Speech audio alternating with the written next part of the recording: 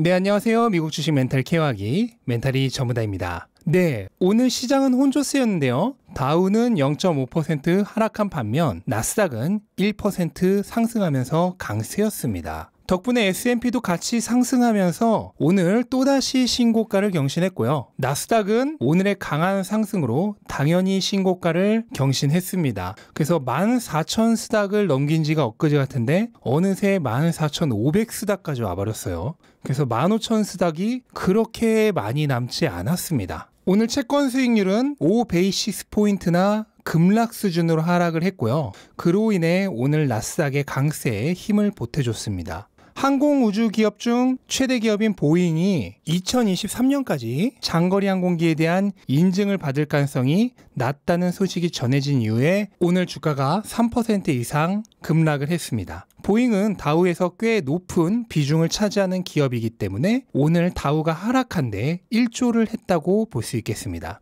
그리고 오늘 오랜만에 유가도 강하게 하락을 했고요. 추세적으로 하락을 했다기보단 최근 초강세였기 때문에 어느 정도 조정이 나온 거라고 볼 수 있겠죠. 하지만 어쨌든 유가 하락으로 인해 에너지 기업들의 오늘 성적은 매우 좋지 않았습니다. 그리고 채권 수익률 하락과 또 최근 상승에 대한 조정으로 금융권은 오늘 약세였습니다. 네, 암호화폐 시장은 오늘 조금 특이한 동향을 보였는데요. 그동안 알트코인과 비트코인의 가격이 거의 비슷하게 움직였었는데 오늘은 비트코인은 상대적으로 횡보였고 알트코인이 강하게 상승을 했습니다. 이거는 그동안 비트코인에 비해 알트코인들의 하락폭이 굉장히 컸는데 어느 정도 키 맞추기가 들어간 거라고 볼 수가 있겠죠. 동시에 알트코인들의 조금 상대적으로 호재가 있었던 것도 작용을 했습니다. 이더리움은 메이저 업데이트라고 할 수 있는 런던 하드포크가 얼마 남지 않아서 기대감 때문에 오늘 강하게 상승했다고 볼 수 있겠고요. 또 도지코인은 개발자들이 현재 도지코인의 수수료를 인하해야 한다는 발언을 했고 또 일론 머스크가 이거를 지지하면서 최근에 굉장히 안 좋았던 분위기에서 오늘은 그나마 선전을 했습니다. 암호화폐를 잘 모르시는 분들은 뭐 이게 호재인가 싶으실 수도 있는데요. 암호화폐에 있어서 트랜잭션 수수료, 그러니까 거래 수수료가 낮아지는 것은 굉장한 호재입니다. 그로 인해 해당 암호화폐에 대한 수요가 급증을 하고 거래량이 급증할 수 있기 때문에 굉장히 좋은 소식이라고 보시면 돼요. 네, 그리고 오늘 코인베이스가 거의 10% 가까이 상승을 했습니다. 코인베이스는 암호화폐 거래소 중에서는 최초로 독일 금융감독청으로부터 암호화폐 거래 가능한 면허를 취득을 했다고 합니다. 그래서 정식으로 독일에서 영업활동을 할 수 있게 됐고요. 이 소식에 오늘 10% 상승을 했고 또 현존하는 전설적 투자자 중 하나인 팀 드레이퍼가 2030년에 상장된 미국 주식 중에서는 시가총액 1위 기업이 될 것이다 라고 지목을 한 것도 최근 코인베이스의 강세에 힘을 보태주고 있습니다. 네, 그리고 지난주에 좋은 실적을 발표해서 급등했던 나이키는 오늘 어느 정도의 차익 실현 물량을 소화하는 과정이 나왔는데요. 오늘 약간 하락하긴 했지만 이후 주가가 추가적으로 더 상승할 가능성도 충분히 남아있는 상황이라고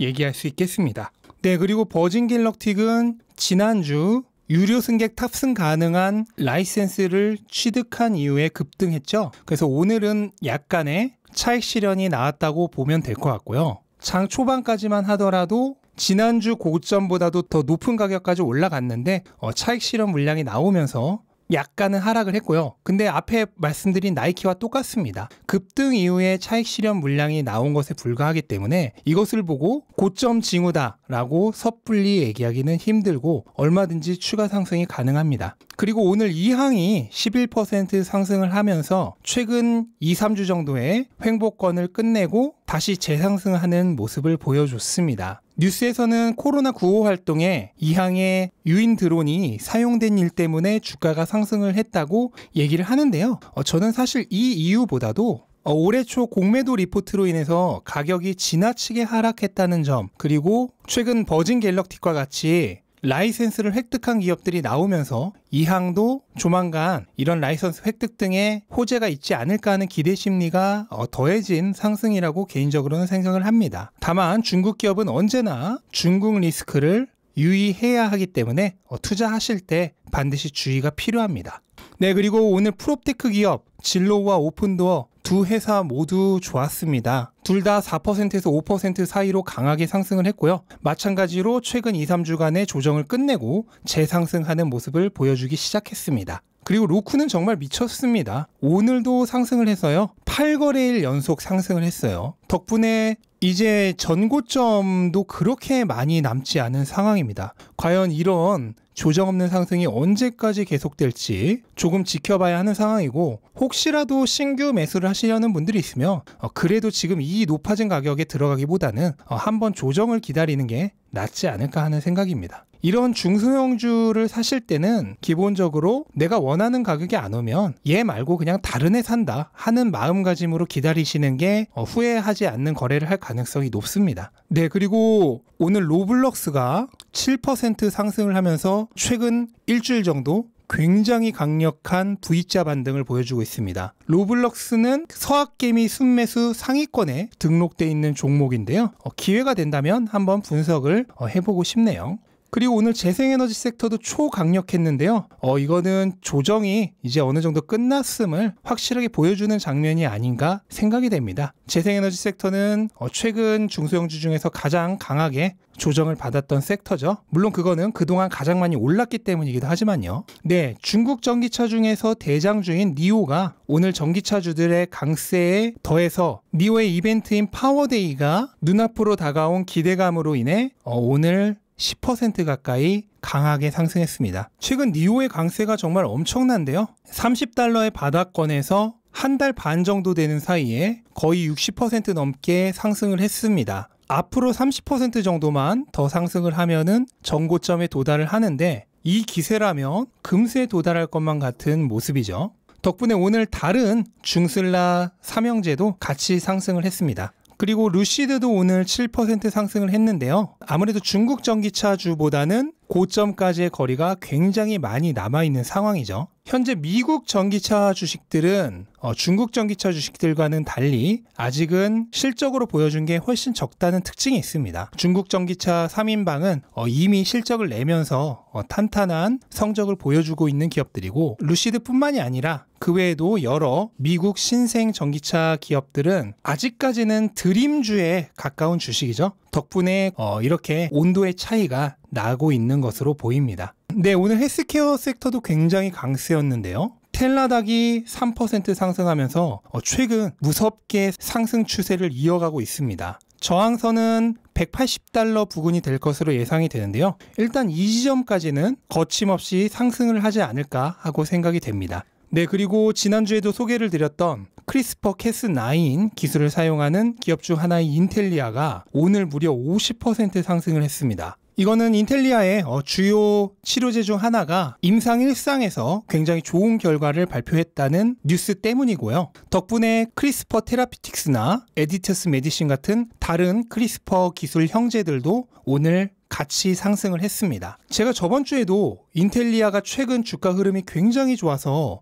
고점 거의 근처까지 와 있다고 말씀을 드리면서, 분명 외부인은 알기 어려운 내부적인 소식 때문에 이렇게 강세일 거라고 예상을 했잖아요. 근데 그게 결국 오늘 터졌습니다. 이게 어떻게 보면 바이오주들의 리스크라고도 할 수 있는 건데요. 이렇게 임상 1상에서 좋은 소식이 나올 거란 걸 내부자들은 이미 다 알고 있었다고 봐야죠. 그래서 주가 흐름이 굉장히 좋았던 거고, 근데 저는 짐작밖에 할 수가 없는 거죠. 분명히 무언가 내부자들만 아는 소식이 있으니까 이렇게 주가 흐름이 좋구나 하는 걸 짐작밖에 할 수 없지만 외부자들은 절대로 알 수 없는 그런 내용들이 있습니다. 그리고 그게 뉴스로 나올 때쯤이면 주가가 급등을 하지만 뒤늦게 들어온 사람에게는 사실 투자의 기회가 없죠. 또 반대로 임상시험 등에서 안 좋은 결과 나오면 주가가 엄청나게 급락을 하는 경우도 있습니다. 근데 그거 역시 외부자들은 모르고 당하기 쉽습니다. 그래서 바이오 주식을 거래를 할 때는 이런 리스크를 감안을 하고 거래를 해야 되고, 그런 이유 없는 주가의 상승이나 하락을 어느 정도는 유심히 살펴볼 필요가 있습니다. 네, 그리고 오늘 빅테크도 대단히 강력했는데요. 특히 페이스북이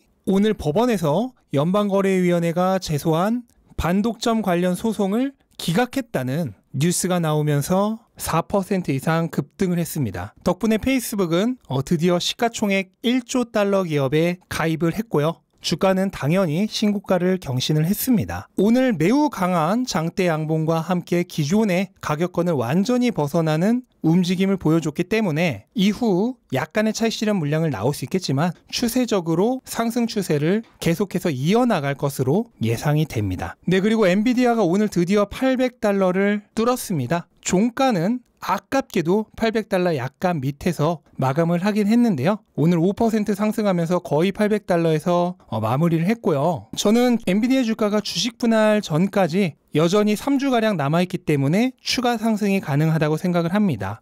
개인적으로는 $850에서 $900 사이까지 가지 않을까 생각을 하고 있고, 그리고 주식 분할 직전까지 상승하기보다는 그동안 가격이 너무 빨리 올랐기 때문에 남들보다 한 발 먼저 차익 실현을 하려는 매도 세력들이 나오면서 주식 분할 조금 전에 이르게 조정이 올 가능성도 있다고 생각을 합니다. 네, 그리고 오늘 테슬라는 일론 머스크 생일 효과 때문인지 아니면 나스닥 강세 때문인지 아니면 전기차주들의 강세 때문인지 어쨌든 오늘 2.5% 상승을 했습니다. 제가 바로 어제 영상에서 이번 주 테슬라의 주가 범위를 $650에서 $700 사이가 될 거라고 말씀을 드렸었는데, 시장이 이렇게까지 도와준다면 700을 뚫을 확률도 굉장히 높아지겠죠. 오늘 같은 시장이 계속된다면 테슬라는 가만히 있어도 그냥 시장이 알아서 등 떠밀어서 700을 뚫어줄 거라고 생각을 합니다. 그리고 오늘 좋은 소식도 하나 있었는데요. 바로 중국의 최대 테슬라 파트너이자 동시에